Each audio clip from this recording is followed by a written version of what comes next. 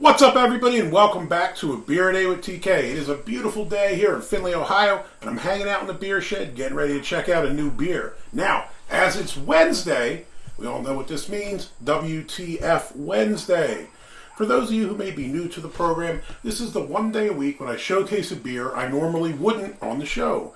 So sometimes that means I do stuff from the big boys like Bud Miller and Coors. Sometimes I do interesting offerings from microbreweries, and more recently I've been doing some international beers.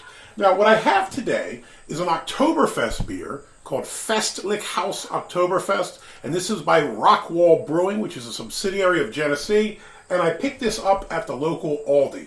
Now, it appears that Rockwall Brewing, this Genesee subsidiary out of Rochester, New York, does basically all the beers you see at Aldi, or a lot of them. I think there's another brewery, like a contract brewery in Wisconsin, that does some of them as well. But I noticed when I pulled up Rockwall Brewing on Untappd, when you search by brewery, it showed you all their beers. I know one was like that Independence Day lager they have at Aldi, the White Tide. I think I did a video on that. It's kind of like a rip-off of Blue Moon.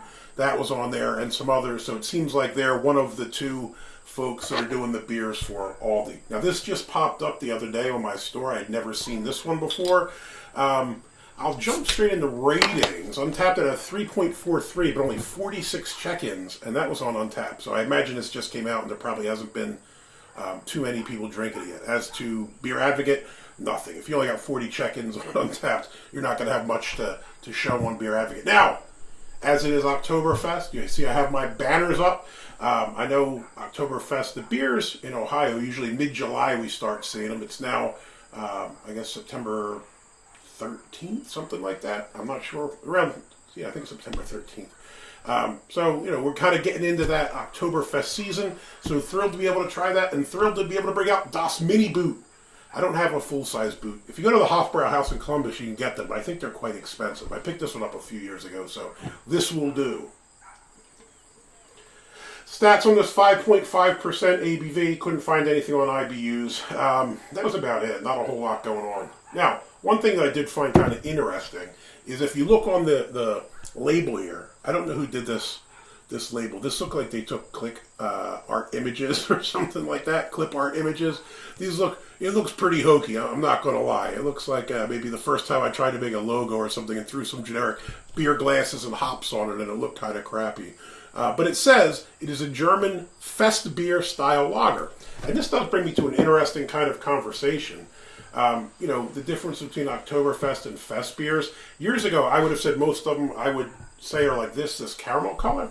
But when you get most of the European ones, they don't have that color. They tend to be lighter, they tend to be more crisp and less caramelly than the American version of these Oktoberfest beers. I also noticed in Germany, they tend to call them festbiers as opposed to Oktoberfest beers. So, right off the bat, this one has more of that caramel color. So if I'm breaking out my SRM chart, ironically, 5 says pale gold marzen, which is probably right about where this thing is. There's a fair amount of carbonation. I got some bubbles flowing up there from the heel of Das Boot, but not a heck of a lot more. Now, as far as the head, I have at least 2 fingers here now, and I had more when I initially poured this. So, not a bad-looking beer by all accounts. So let's give it a sniff, see what it smells like.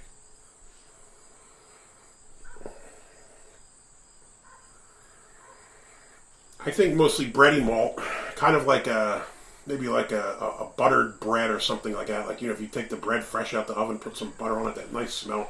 Kind of get that smell. Maybe a bit of hops and some kind of other strange smell.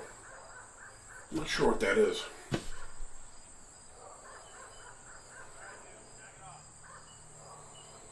Yeah, you get the bread thing. You get some hops present. There's some kind of other weird smell. It's not bad, it's just different. I'm not sure I can identify what it is. Yeah, it's enough smelling it. Let's give it a try. Cheers.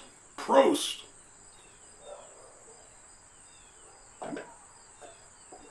Ooh, hear it glugging? Gotta be careful. Gotta give it a spin.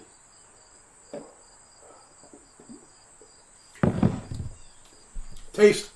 I would say that this is alright. I'll start off with body. Let's go there first. Body, medium body. There's nothing too crazy about it. Probably on the lower end of medium, but medium body. Got a decent body to it. As far as the taste, you got a couple things going on. This is kind of strange because I think if you look at it, it looks more like one of those caramel Oktoberfest. When you taste it, I think it honestly tastes more like a traditional German fest beer. It tastes a little bit crisper.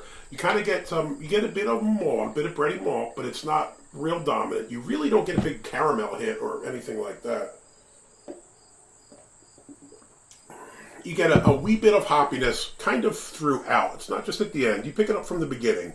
It's like a light hop presence that kind of underlies it while you're drinking it. You get a little bit of the bready malt, and, you know, kind of that's about it. Is this the best fest beer that I've ever had? No, not at all. Is this the best? Aldi beer that I've had? Probably not. That being said, I think you could do worse than this. I think I got a 6-pack of this for maybe like $8 or something. Maybe $7. Maybe it was like $6.99, something like that. I don't remember.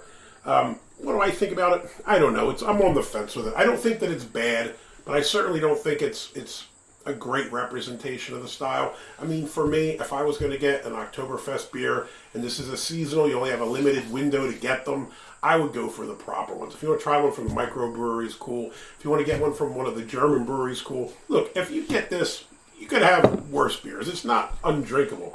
It just isn't particularly great for me. So for me, at least, Festlich Haus Oktoberfest, you get an It's all right.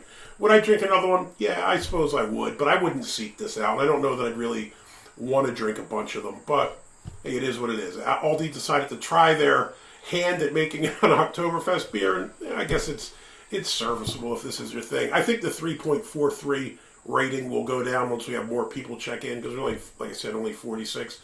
It's middle of the road at best, but for me, you know, it's the So this is what it is. Hopefully you like the video and you don't give me an if you could, give me a thumbs up, hit that like button.